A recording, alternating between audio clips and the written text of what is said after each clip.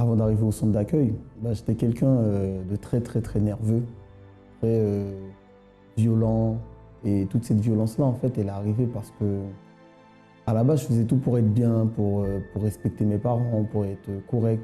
Mais ça suffisait jamais, puisque mon père, tout le temps, il avait quelque chose à me reprocher, il avait toujours quelque chose pour me critiquer. Parce que quand il voyait, par exemple, les enfants de ses amis réussir dans certains domaines, quand moi, j'arrivais pas, au lieu de m'encourager, il me rabaissait, il me frappait, il devenait violent avec moi. Et quand j'arrivais à l'école, c'était aussi pareil, puisque les profs, ils étaient toujours en train de me rabaisser, de me critiquer, jusqu'au moment où j'en ai eu marre. Et là, j'ai vraiment décidé à ne plus être... parce que pour moi, je me considérais plus comme une victime, en fait. Donc je me suis dit, à partir de maintenant, je vais arrêter d'être une victime. J'ai commencé à devenir vraiment violent, je me bagarrais presque chaque semaine. Ça m'a poussé à fréquenter des mauvaises personnes avec qui c'était encore plus de bagarres, parce qu'une fois qu'on fréquente les mauvaises personnes, il y a les règlements de compte entre quartiers, on est tombé dans la délinquance, dans l'alcool, la drogue. On a commencé à voler, à braquer, pour se retrouver dans des soirées où même on a failli se faire tuer plusieurs fois, parce que des fois c'était dans des quartiers chauds. Et arrivé là-bas, tout se passait bien au début, mais une fois que tout le monde avait bu, une fois que des fois d'autres bandes de rivaux venaient et nous croisaient là, ils nous attendaient à la sortie, ils nous attendaient dehors. Et souvent, je rentrais chez moi en sang. À force de faire des bagarres, des violences, on se retrouvait souvent au commissariat. Après, quand j'arrivais à la maison, c'était un conflit pas possible. Avec mon père, ça s'est beaucoup empiré jusqu'au moment où on s'est même battu. On s'est battu parce que quand je suis arrivé à ce stade-là, en fait, j'avais plus de respect ni pour enfants, ni pour adultes. En fait, pour moi, il n'y avait plus cette conscience. En fait, à l'école, ça se passait mal. Je me faisais virer. Après, j'arrivais à la maison. Les parents, ils étaient au courant, donc ça se passait mal aussi à la maison. Et c'était vraiment un cercle. Je croyais vraiment qu'en moi et en mes amis. Et je savais que Dieu, il existait, mais ce n'était pas dans ma tête, en fait. C'était juste une vérité générale.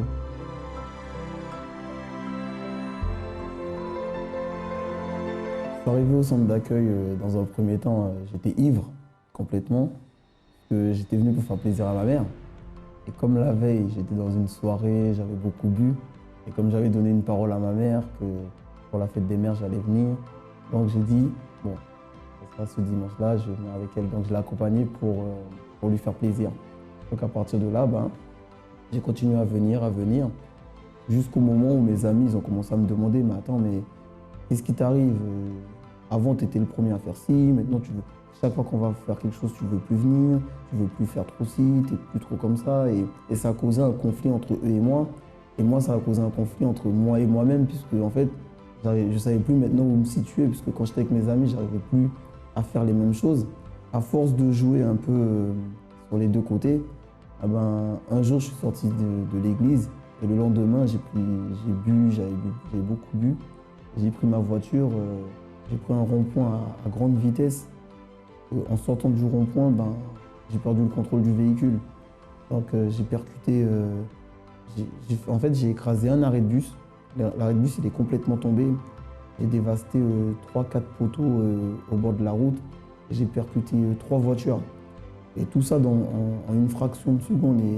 Et ma voiture elle était complètement pliée, elle était complètement écrasée.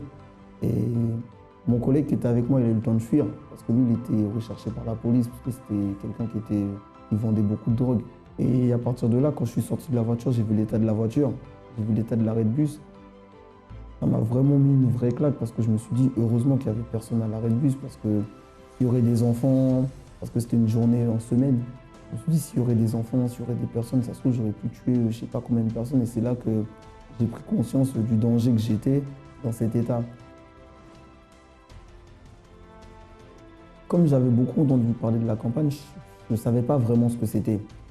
Et je savais que ça pouvait résoudre des choses que nous, on ne pouvait pas résoudre, mais je ne savais pas comment. Et je me suis dit, si c'est comme ça, je vais m'impliquer. La première campagne, c'était vraiment pour me délivrer de moi-même, de tous les vices, de mes fréquentations mauvaises. Et jusqu'à aujourd'hui, en fait, maintenant, j'ai vraiment mis l'alcool de côté. J'ai plus besoin de ça pour rigoler. Les bagarres, c'est fini. que les règlements de compte, c'est fini. Je peux marcher dans n'importe quel quartier, dans n'importe quelle ville, sans être recherché par quelqu'un. Avant, je voulais pour avoir de l'argent. Maintenant, je travaille. Au travail, ça se passe bien. Mes patrons, ils sont contents de moi, de la façon que je m'implique. Et tout ça, en fait, c'est tout ce que avant, j'étais pas. Alors moi, avant d'arriver au centre d'accueil, bon, déjà, j'ai vécu une enfance dans la joie et mes familles unies, dans la bonne humeur. J'avais pas de problème, aucun souci. Vers mes 10 ans, 10-9 ans, mes parents se sont divorcés.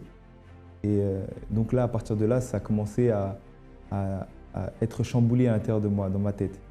Je ne comprenais pas en fait comment mes parents avaient pu me faire ça en fait. C'est comme si ils avaient fait ça contre moi. Et là, j'ai commencé à me renfermer sur moi-même. J'étais devenu quelqu'un de très renfermé, de très discret, parce qu'en fait, j'avais cultivé en fait une certaine rancune envers mes parents, surtout mon père et enfin, surtout mon père. Et moi, j'ai vécu très très mal, très très très mal. Et donc là, je me suis dit, bah, puisque c'est comme ça, je vais parler à plus personne. Et là, j'ai commencé à me renfermer, je sortais plus beaucoup, j'avais plus beaucoup d'amis. En grandissant, en arrivant au collège, et ben, le fait que j'étais toujours discret dans mon coin, ben, les gens, enfin, mes amis, enfin, les élèves qui étaient avec moi à l'école, ils ont commencé à se moquer de moi. Je restais dans mon coin, donc j'avais pas d'amis, j'avais pas de personnes sur qui m'appuyer. Donc du coup, je me retrouvais toujours seul. Et je subissais beaucoup de remarques, on se moquait de moi, de mon apparence. Au lieu de passer mon temps avec mes amis, ben, j'étais renfermé à la maison en train de jouer aux jeux vidéo toute la journée. Comme je faisais du sport, bon, j'ai commencé aussi à m'épanouir aussi un peu plus dans le sport. Mais ça restait que éphémère parce que c'était que au moment où j'étais sur le terrain. Quand j'étais sur le terrain, quand je jouais au foot, là je me lâchais, j'étais épanoui. Mais à partir du moment que c'était fini, je redevenais celui que j'étais. Et ensuite, voilà, j'ai eu l'opportunité de rentrer dans un centre de formation de football. Et à partir de là, je me suis dit, bon voilà, comme là-bas personne ne me connaît, je vais m'inventer une nouvelle vie. Donc là-bas, j'ai commencé à mentir. Alors là, je commençais à mentir, je m'inventais un passé, je m'inventais une famille, je m'inventais plein de choses. Et ben ça s'est retourné contre moi, on va dire. Parce que en fait, il y a une personne qui était avec moi, qui m'a connu avant, qui est venue dans le même club que moi. Et là, elle a commencé à dire que ben, en fait, tout ce que je disais, ben, c'était faux en fait. Et là, c'était vraiment la destruction. Je commençais à être dégoûté de moi-même. J'arrivais même plus à me regarder dans le miroir parce qu'en fait, tout ce que j'avais construit, ben, comme la personne qui était venue a tout révélé, du coup, ça détruit en fait toute l'image que je m'étais faite. J'ai commencé à avoir un manque de confiance, j'avais du mal à aller vers les autres, j'avais plus d'assurance. Et puis c'est comme ça que j'ai cheminé jusqu'au moment où j'ai pu arriver au centre d'accueil.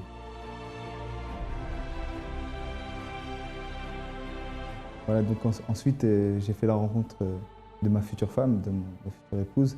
Et au début, bah, tout allait bien. Bah, je pensais même que ça allait me redonner cette joie, me redonner ce bonheur, que j'allais pouvoir, à travers cette relation, voilà, reconstruire, rebâtir ma vie et puis surtout mon intérieur.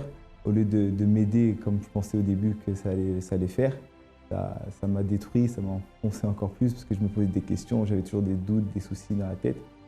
Et vraiment, c'est ce moment-là que je pensais allait pouvoir être l'oxygène. Le moment d'oxygène, ça m'a donné encore plus de problèmes. Ensuite, ma mère m'a invité au centre d'accueil. Et à partir du moment où j'ai commencé à venir, au début, je venais juste pour découvrir. Et je voyais que ces paroles me faisaient du bien. Là, j'ai commencé à me poser des questions sur moi-même, sur ma vie. Et là, j'ai commencé à pratiquer, à m'investir, à écouter, à essayer de comprendre vraiment ce que Dieu pouvait faire pour moi. Et puis est arrivé le moment de la campagne d'Israël. Et là, j'ai vu pour moi une opportunité de tout changer, de tout transformer dans ma vie, de repartir vraiment du bon pied. Et là, à partir du moment où j'ai saisi cette opportunité, là, ma vie a commencé à changer. À travers le résultat de cette campagne, la transformation s'est faite totale. En fait, pour moi, la campagne d'Israël, ça représente un moyen de pouvoir à chaque fois franchir une étape, un palier dans ma vie. Dans ma vie, c'est ça en fait. Parce que depuis que j'ai participé à la campagne, à chaque fois qu'il y a une campagne qui se passe, je vois que ma vie évolue. Je suis épanoui dans ce que je fais. Ma vie, j'ai des projets, ma vision a changé. Maintenant, j'ai des objectifs grands et que je me bats tous les jours pour atteindre et que je sais que je vais réussir à atteindre. Le centre d'accueil, pour moi, vraiment, si je peux dire, c'est vraiment une nouvelle vie. Ça représente ça, c'est là que j'ai vraiment commencé à vraiment vivre par rapport à ce que j'étais, pas d'apparence, pas ceci, et à accepter ce que j'étais et de voir la valeur que j'avais. Bonjour à tous et soyez tous les bienvenus dans Foi en Action, votre émission. L'émission qui vous donne une autre vision, j'ai la certitude de la vie. Parce qu'aujourd'hui, tu sais, Paul, beaucoup de personnes ont une vision négative de leur vie. Elles ne croient plus que leur vie peut devenir une vie positive, une vie de conquête, une vie de réussite. Oui, elles ont plus cette vision de penser qu'elles peuvent réussir. Elles ont cette vision plus négative parce qu'on est en train de voir que la société va en s'amenuisant, que les choses vont en étant difficiles. Donc, elle pense la même chose exactement pour sa vie. Elle a cette vision que de toute façon, les choses vont aller de mal en pis. Voilà. Et la même chose se retrouve aussi dans beaucoup de familles. Aujourd'hui, beaucoup de familles sont détruites. Beaucoup de familles sont divisées. Ce qui, bien sûr, fait en sorte que les personnes qui composent cette famille elles-mêmes finissent par être détruites par la situation qui domine leur famille. Mais comme nous avons l'habitude de dire ici, dans cette émission, nous croyons, ça c'est notre foi, inspirée de la promesse de Dieu, nous croyons que tout peut changer. Rien n'est facile, c'est sûr, mais tout peut changer lorsque nous apprenons à utiliser la foi intelligente. C'est d'ailleurs le travail que le centre d'accueil réalise tous les jours, conduisant de nombreuses personnes à connaître justement une nouvelle vie. Nous allons découvrir en ce moment l'histoire de Maëva, dans quel état, dans quelle situation familiale elle se trouvait et elle-même, intérieurement, dans quel état elle se trouvait. Vous allez découvrir par ses paroles comment était sa vie avant de connaître le travail du centre d'accueil. Alors, je suis arrivée au centre d'accueil à l'âge de 11 ans. Donc, mes parents ont été invités par un ami. Donc, on est arrivé au centre d'accueil avec une famille qui était au point de la séparation, avec des disputes tout le temps, ma mère qui criait tout le temps sur mon père. Un coup, mon père sortait de la maison, il revenait, ma mère, elle était en colère. Donc, tout ça engendrait en fait une colère auprès de mes parents qui ont décidé de se séparer, pensant qu'il n'y avait plus aucune solution afin de résoudre la situation de la famille. Donc ainsi, nous sommes venus au centre d'accueil et suite à cela, mes parents ont commencé à participer aux chaînes proposées par le centre d'accueil, notamment le jeudi, le vendredi, et ont commencé à poursuivre, à persévérer durant les chaînes afin de voir la situation de la famille changer. Et au fur et à mesure du temps, la situation vraiment s'est nettement améliorée, a complètement changé. Mes parents se sont rétablis, se sont remis ensemble, tout allait bien. Et à ce moment-là, mes parents ont décidé de sortir du centre d'accueil.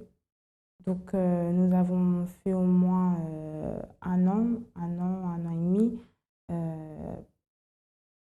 à l'extérieur du centre d'accueil. Sauf qu'à ce moment-là, les problèmes se sont empirés. Il y avait beaucoup plus de disputes, beaucoup plus d'incompréhension. Même entre nous, les enfants, c'était dispute sur dispute, des bagarres, des insultes. Il y avait vraiment une incompréhension totale, une division, tout le temps des violences. Et donc, mes parents se sont séparés à nouveau. Mon père est parti vivre chez son frère et nous sommes restés auprès de notre mère. Et donc, en moi, j'étais vraiment frustrée, j'étais triste, je ressentais un vide. J'avais un vide immense à l'intérieur de moi. J'étais mal, j'en voulais beaucoup à mes parents. Donc, ça a causé vraiment à l'intérieur de moi une haine, une colère. J'étais révoltée, mais devant eux, je ne le montrais pas. Je voulais montrer que j'étais voilà, la fille modèle, exemplaire. Mais je n'osais pas leur dire parce que je pensais qu'en leur parlant, ils n'allaient pas me comprendre. Et ça allait engendrer encore plus de disputes. Donc j'ai gardé en fait tout ça à l'intérieur de moi. Et je me suis dit, bon, je ne vais pas leur parler à eux, mais peut-être que les autres personnes de l'extérieur pourraient me comprendre. Donc, j'ai commencé à sortir, à connaître les amis extérieurs. Et j'ai commencé voilà, à avoir des mauvaises fréquentations, à devenir rebelle, insolente. Mais voilà, il y avait toujours en fait cette apparence que j'avais et quand j'étais à la maison, quand je rentrais, c'était toujours non, je suis bien, tout va bien. Mais voilà, enfin, ça causait un vide, une tristesse à l'intérieur de moi. Ce qu'on vient d'entendre de la part de Maëva, ce qui était d'ailleurs la vie passée de sa famille, division, séparation, divorce, querelle entre frères et sœurs, colère, la haine qui naît. Enfin, la maison qui est censée être, je dirais, comme un havre de paix pour les membres de la famille, est devenue un champ de bataille. Et ça, malheureusement, c'est ce qui arrive de plus en plus. Oui, c'est ce qui arrive de plus en plus parce qu'on voit, et en plus on voit que c'est une jeune fille.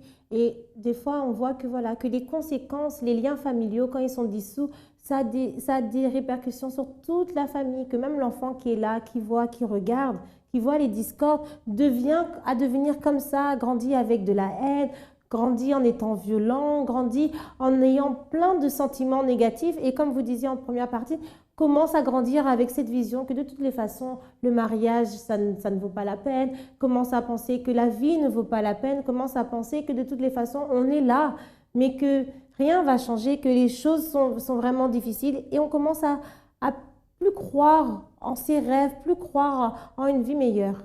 Beaucoup de personnes sont dans cette situation. Et vous qui nous regardez en ce moment, je ne sais pas dans quel état se trouve votre famille. Peut-être elle est détruite par des conflits, des divisions, divorces, peut-être ce sont vos enfants. Enfin, il y a tellement de situations qu'on peut trouver dans la famille qui peuvent conduire au désespoir, au désir de vouloir même tout abandonner, de vivre loin de sa famille. Mais là n'est pas la solution. Là n'est pas la solution. La solution, bien sûr, elle existe. Elle existe. Et même si vous avez déjà fait plusieurs choses pour pouvoir trouver cette solution et que vous ne l'avez pas eue, sachez qu'il y a un chemin qui peut vous conduire à cette solution. C'est d'ailleurs le chemin que Maëva a pu découvrir, elle et toute sa famille. Voyons comment. Le moment le plus difficile pour moi a été quand j'ai commencé à fréquenter des mauvaises personnes, les amis de l'extérieur, fréquemment, tout le temps même, et au point que j'ai eu un problème grave avec la justice parce que je m'étais battue. Et donc, ça a causé en moi, en fait, un électrochoc, car entre-temps, mes parents ont repris, en tout cas, le chemin de l'église pour participer aux réunions. Et j'ai considéré que c'était, en fait, un fardeau de plus, parce que ma mère me reprochait ça.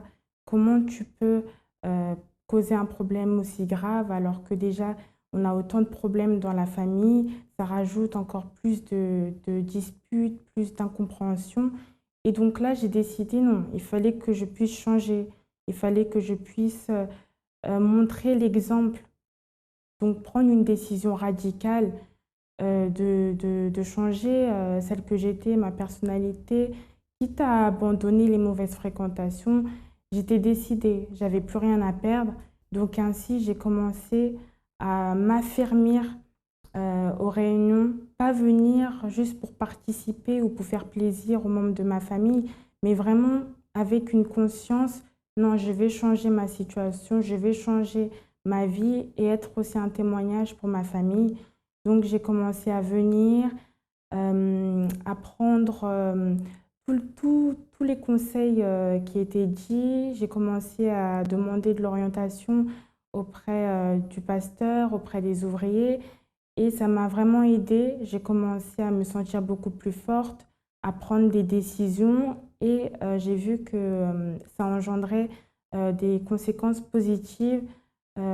J'avais une personnalité qui commençait à changer. Même mes parents voyaient ce changement en moi. Du coup, la situation de la famille s'améliorait. Oui, j'ai participé à plusieurs campagnes d'Israël avec l'objectif de changer radicalement, malgré qu'entre-temps, j'avais déjà changé, je me suis dit que la campagne d'Israël, c'était l'opportunité pour moi de changer radicalement. Qu'on puisse voir qu'il y avait Maëva l'ancienne et celle qui était nouvelle, qu'on puisse voir en fait la différence.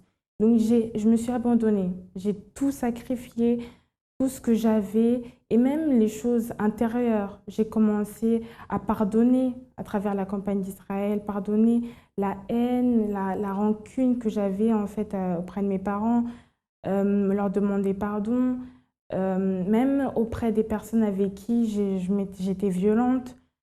Et ça a été en fait je peux dire une libération. Vous voyez que dans le désespoir, Maëva et sa famille ont connu le travail du centre d'accueil, où justement, ils ont tous appris à utiliser la foi. La foi dont nous vous parlons, qui est la foi qui apporte les solutions.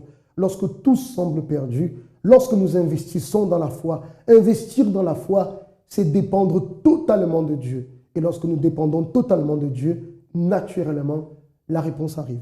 Oui, la réponse arrive. Et la réponse s'est faite dans cette famille. Mais à un moment donné, qu'est-ce qui s'est passé? Ils ont décidé de quoi? Ah, ils ont vu que les choses avaient commencé à changer. Ils ont vu qu'ils ont commencé à être stables. Et qu'est-ce qui s'est passé? Ils ont abandonné. Et c'est le grand problème. Ils ont découvert le chemin qui mène à la solution. Parce que des années de conflits, des années de division, des années d'angoisse, je dirais, rien n'a pu résoudre cela. Mais au moment où ils ont découvert le chemin de la foi qui leur a été enseigné, et en pratiquant cette foi, le résultat est venu. La famille a commencé à retrouver son harmonie, les liens se sont reconsolidés, etc. Ça veut dire un bien-être à travers la foi a commencé à s'installer. Quand je dis à travers la foi, bien sûr, ils ont dû lutter, ils ont dû persévérer, faire leur chaîne de prière ici. D'ailleurs, ici, tous les jeudis, au centre d'accueil, nous prions en faveur de la famille. Nous avons des propos où véritablement nous investissons pour que la famille elle soit bénie, pour que la famille puisse retrouver son harmonie. Et cette harmonie, la famille l'a retrouvée. Mais, je dirais, dans le bonheur de la bénédiction, est rentrée, je dirais, cette sensation de tout va bien. Donc maintenant, on peut retourner à ce qu'on faisait avant. Et c'est le problème. Parce que si avant on faisait ces choses, ça apportait la destruction et qu'on a changé, autant rester sur ce chemin qui apportait la bénédiction. C'est ça, on ne peut pas en fait se relâcher parce que c'est ce qui arrive la plupart du temps. On commence à être bien et on fait quoi? On a tendance, l'être humain a toujours cette tendance à se relâcher, à s'accommoder. Alors qu'on nous enseigne qu'on doit toujours quoi?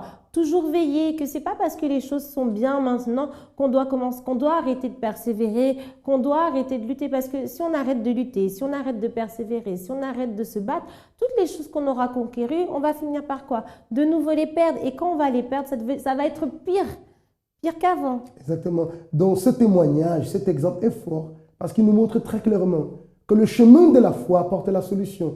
Mais si on sort du chemin de la foi, il n'y a plus de solution.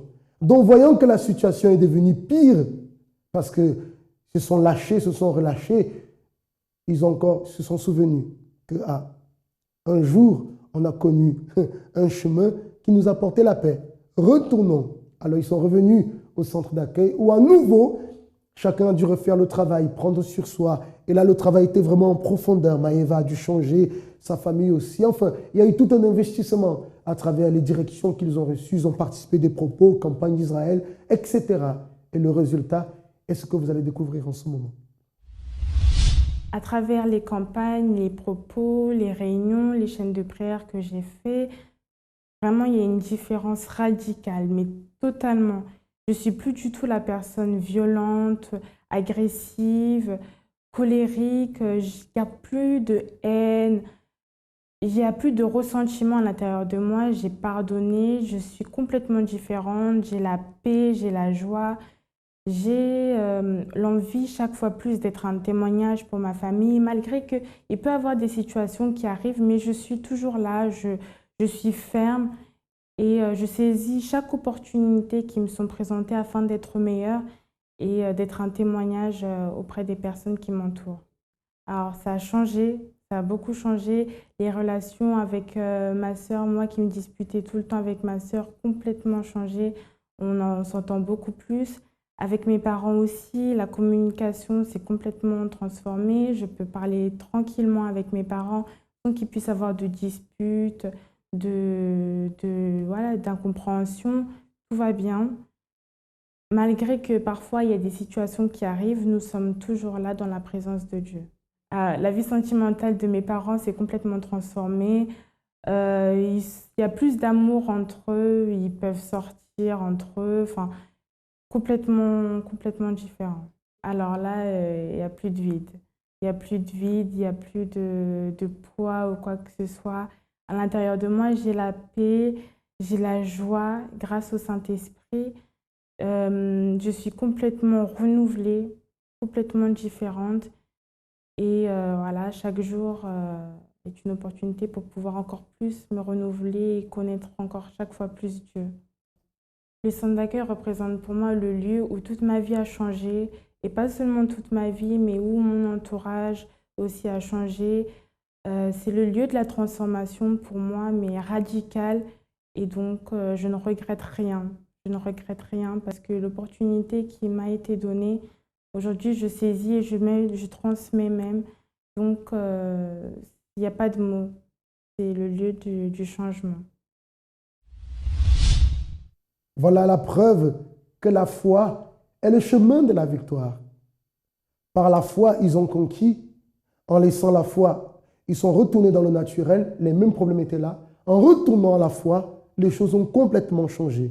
Et aujourd'hui, voilà, elle qui était une personne nerveuse n'est plus nerveuse. Son père et sa mère qui s'étaient séparés justement se sont réconciliés. Enfin, la famille a été reconstruite. Oui, tout a été reconstruit. Et ce qui est merveilleux, c'est de voir que voilà, il y a toujours l'espoir. Avec la foi, il y a l'espoir. Avec la foi, il y a toujours un accomplissement. Parce que voilà, ils sont partis comme on a vu. Ils sont arrivés, ils étaient mal. Ils ont pratiqué la foi, ils ont vu le résultat. Ils sont retournés après en arrière, mais ils ont recommencé. Et en recommençant, c'est parce qu'avec Dieu, ce qui est merveilleux, c'est qu'on a toujours cette opportunité. Toujours cette opportunité de pouvoir reconstruire notre vie. Et je suis sûre que maintenant, ils ne vont plus lâcher comme ils ont pu lâcher à un moment parce qu'ils ont vu les bénéfices négatifs de ce qu'est abandonner la foi. Et maintenant, je suis sûre qu'ils vont lutter jusqu'à la fin pour toujours alimenter cette foi et faire en sorte que leur vie continue toujours en s'améliorant. Et cette opportunité, vous l'avez aussi en ce moment. Certainement, regardez-moi, certainement, vous avez besoin d'aide. C'est sûr, on a tous des problèmes. Certainement, vous avez besoin d'aide. Vous avez des situations dans votre vie, soit familiale, soit sentimentale, ou sur le plan professionnel, financier ou autre, que vous n'arrivez pas à résoudre. Et ça fait longtemps que cette situation dure. Peut-être vous avez déjà même accepté que c'est la vie, que c'est votre destin, c'est votre croix, c'est votre karma, comme on entend dire. Mais comprenez qu'aujourd'hui, vous recevez l'opportunité par la foi. Si vous déposez toute votre confiance en Dieu, vous pouvez être sûr que cette situation va changer. Vous allez me dire, mais Isaac, comment est-ce que je peux déposer toute ma confiance en Dieu? Je ne sais pas comment procéder. Voilà pourquoi le centre d'accueil existe, justement, pour vous enseigner, vous donner toutes les directions, les conditions, afin que vous appreniez à vivre la foi qui produit des merveilles. On va marquer une courte pause en ce moment et juste après, on va se retrouver avec l'histoire de Katia.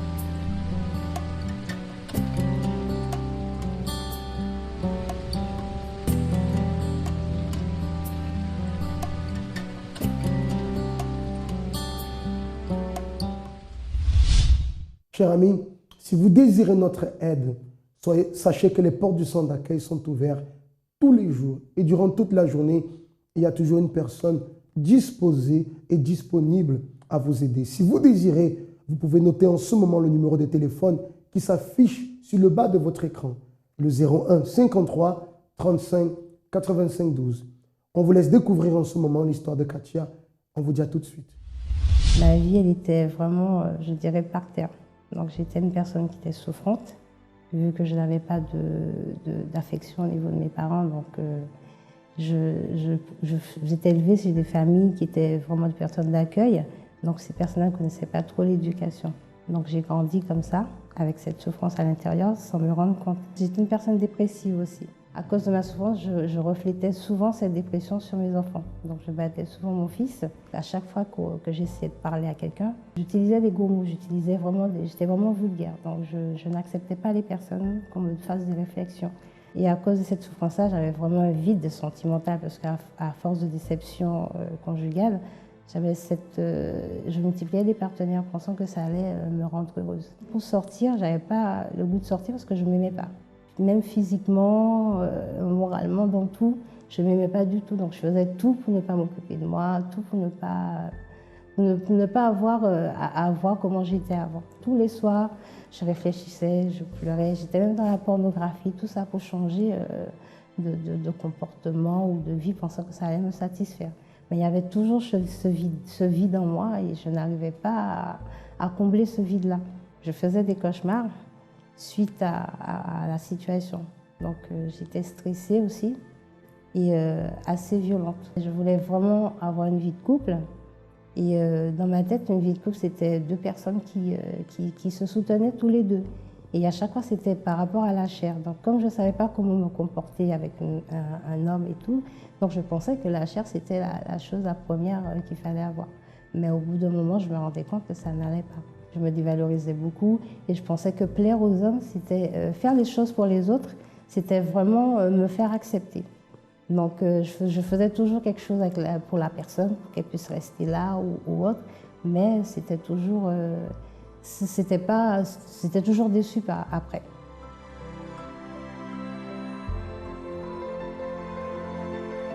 Au moment où j'ai connu le centre d'accueil, j'étais vraiment dans le comportement d'une personne qui ne voulait plus cette vie-là. Je ne voulais plus rester comme ça, seule, en solitude, parce que c'était vraiment un problème sentimental qui m'avait vraiment fait comprendre que j'étais vraiment pas sur la bonne voie. Ce que je voulais, c'est vraiment changer ma façon de me comporter au niveau de tout ce qui était géré financièrement, professionnellement, mais c'était vraiment à l'intérieur que ça devait se passer.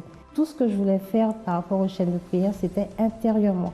J'ai participé aux campagnes d'Israël. Ce que je voulais pas, c'est avoir les dettes que j'avais dans ma vie. Le jeûne de Daniel aussi, c'était vraiment pour un renforcement intérieur. J'ai voulu sacrifier mon intérieur, tout ce qui n'allait pas pour pouvoir avancer. Mais aujourd'hui, ma vie, c'est une vie de personne qui est transformée. Donc l'éducation de mes enfants, j'arrive à leur donner de l'affection, parce qu'avant, je n'arrivais pas. J'arrivais à les comprendre, les écouter à travers les différentes réunions qu'on a aussi pour les femmes. Donc au niveau par rapport aux campagnes d'Israël, mes dettes ont été effacées et j'ai pu renouer avec ma mère et ma sœur, on a pu se reparler, se recontacter. Donc aussi j'ai appris à pardonner. Donc ce que je n'arrivais pas à faire aussi, c'est apprendre à pardonner. Et pour le jeûne de Daniel, c'était le pardon. Voilà, c'était vraiment pardonner aux personnes et pour que je puisse pouvoir me fortifier intérieurement et spirituellement. Les cauchemars, il n'y en a plus. Je dors bien comme un bébé. Donc je suis heureuse quand je vais me coucher. Et du coup, le fait de savoir qu'on apprend de Dieu, qu'on nous explique comment est-ce qu'on doit pratiquer, ça me donne vraiment une fortification spirituelle. J'arrive à m'exprimer, je n'ai plus peur de sortir. Maintenant, quand je sors avec mes enfants, même en étant, parce que en étant célibataire aussi, des fois j'avais une petite gêne ou j'étais un peu honteuse. Maintenant, quand je suis avec les enfants, je suis fière de sortir avec mes enfants.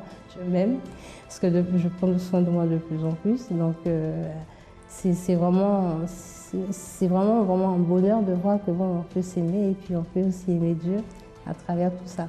Le centre d'accueil représente vraiment une école universitaire. On passe des épreuves pour obtenir le diplôme qu'on appelle le salut. Parce que vraiment, c'est des personnes qui sont là pour nous aider. On est vraiment bien entourés et on a vraiment un suivi. Donc, on n'est pas seul. Dès qu'il y a quelque chose qui ne va pas, on peut aller demander. Les gens sont francs avec nous et ils nous disent la vérité. Comment se trouve votre famille? Reflète-t-elle la joie d'un mariage heureux?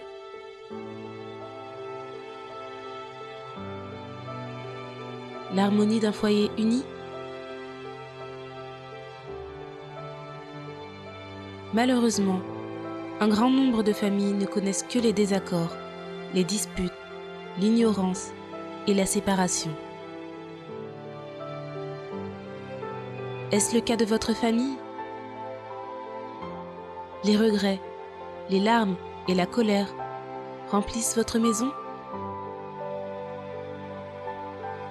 Parce que nous sommes passés par là, nous vous apportons un vrai soutien. Amis 24 heures, disponible 7 jours sur 7. Parce que nous savons écouter, nous pouvons vous aider.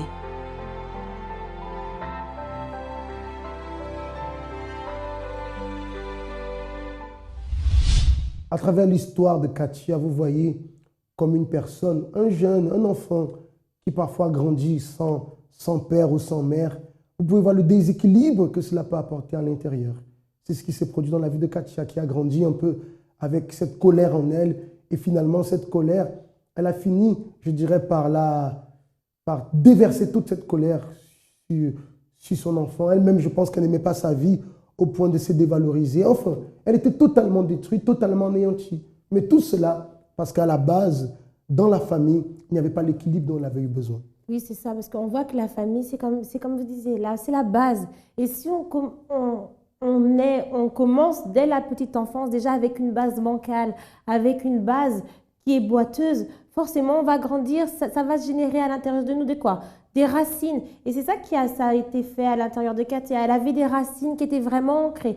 Et elle a grandi avec ses racines. Et ces racines, elle leur a fait porter des fruits. Parce que c'est comme ça qu'elle a été avec ses enfants par la suite. Le manque d'amour qu'elle a reçu, elle savait pas, vu qu'elle n'avait pas reçu d'amour, on ne peut pas donner quelque chose qu'on n'a pas. Donc avec ses enfants, elle n'a pas su donner de l'amour. Et ça a généré beaucoup de conflits, beaucoup de tristesse quand même à l'intérieur d'elle, de dépression. Et on voit que c'est souvent ça qui se passe dans les familles. Des personnes se marient, mais ils ont déjà des problèmes, chacun individuellement, dû à des souffrances antérieures. Et ça va, et ils transmettent ça de génération en génération. Alors vous, qui en ce moment peut-être, vous souffrez avec de graves problèmes familiaux. Vous êtes une personne qui portait encore dans votre intérieur des marques, des blessures, dues peut-être à votre situation familiale. Le temps est passé, les années sont passées. Vous vous dites c'est rien. Mais au plus profond de vous, vous souffrez. Il y a des blessures à l'intérieur de vous. Sachez que vous pouvez guérir de ces blessures. Peut-être c'est à cause de cela qu'aujourd'hui, vous avez du mal à vous entendre avec votre famille. Ou alors vous êtes une famille qui était bien, qui vous entendait, mais avec le temps qui est passé, la froideur s'est installée. Enfin, vous avez besoin d'aide pour votre famille. Vous avez besoin de direction, de comment lutter à travers la foi pour pouvoir peu à peu rétablir l'harmonie, la paix dans votre famille. Alors sachez que demain, dimanche, nous serons dans chaque centre d'accueil. Nous allons prier en faveur de chaque famille. Et nous vous invitons à être là présent pour lutter et recevoir la direction de comment lutter pour pouvoir restaurer totalement votre famille. Car nous croyons que tout est possible à partir du moment où nous déposons toute notre confiance en Dieu. 01 53 35 85 12, vous pouvez nous appeler et vous aurez alors les coordonnées du centre d'accueil le plus proche de chez vous. Sinon, pour vous qui habitez sur Paris même, nous sommes situés au 254 rue du Faubourg Saint-Martin dans le 10e à Paris. C'est le métro ligne 5, la station Stalingrad, ou alors ligne 7, la station Louis Blanc. Pour les autres centres d'accueil, pour les horaires, vous appelez le numéro de téléphone et vous aurez toutes les informations nécessaires. J'espère que le temps passé avec vous a été un bénéfice. Pour nous, on s'arrête aujourd'hui et on vous dit à demain pour d'autres témoignages et un autre message de vie. Une très bonne journée. À toi aussi, Paula. À demain.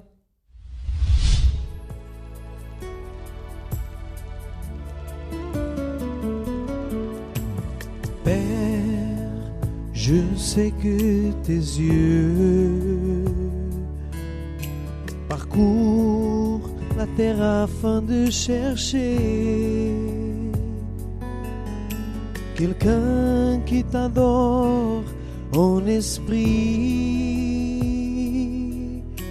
quelqu'un qui t'adore en vérité. Père, tout comme tu choisis David, viens et répands sur moi aussi de l'huile précieuse de l'onction. Fais de moi un serviteur selon ton cœur. Trouve en moi un vrai adorateur, en vêtements blancs d'honneur. Je veux contempler ta face, ô Père. Viens y oindre mon offrande d'amour, car je t'abandonne mon cœur, mon Dieu, mon Père. Trouve en moi, Seigneur, un vrai adorateur. Trouve en moi un vrai adorateur, en vêtements blancs d'honneur. Je veux contempler ta face, ô Père. Viens y oindre mon offrande d'amour, car je t'abandonne mon cœur, mon Dieu, mon Père. Trouve en moi, Seigneur, un vrai adorateur.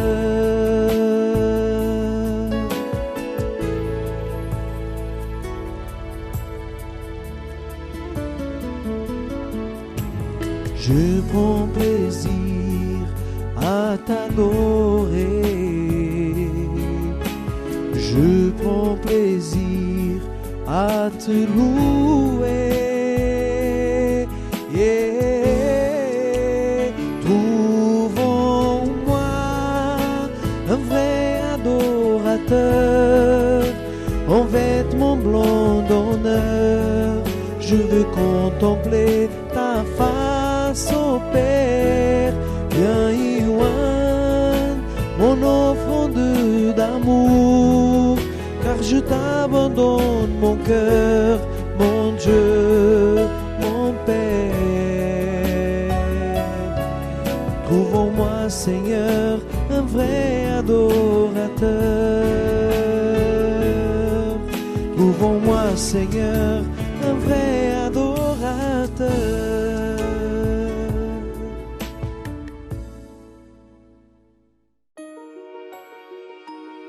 La Bible contient la pensée de Dieu, la condition de l'homme, le chemin du salut, la défaite des méchants et la joie de ceux qui croient en elle.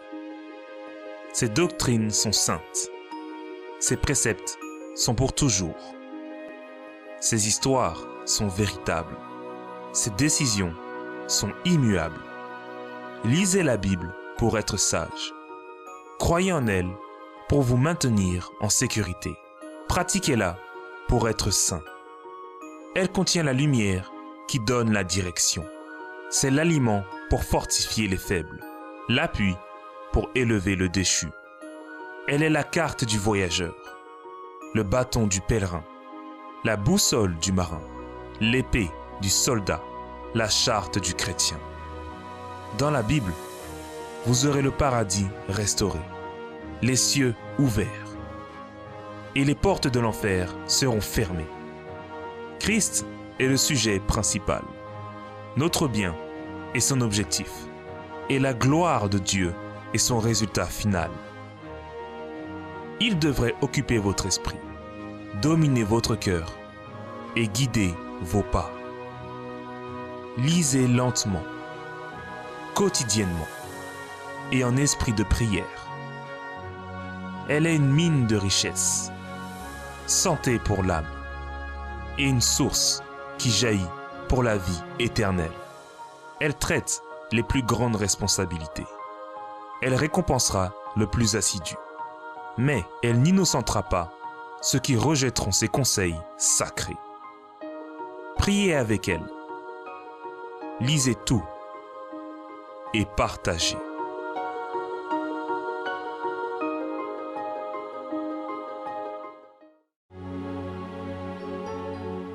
Amène-moi au-delà du parvis de ce saint endroit, au-delà de l'autel des reins. Seigneur, je me rends à toi.